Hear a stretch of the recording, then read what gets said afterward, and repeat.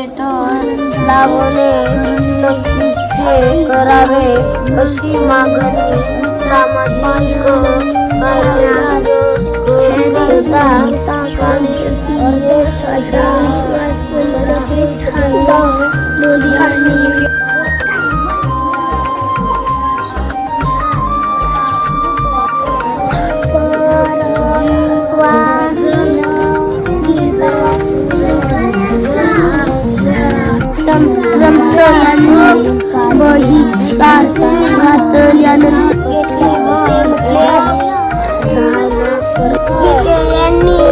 ही माहिती दिली अहिल्यानगर तालुक्यात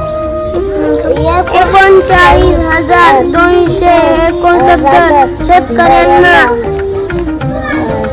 74 कोटी 55 लाख रुपये मिळाले तर 4,849 शेतकरी अण्णासाहेब शिंदे यांचा क्रांतीचा प्रेरणेने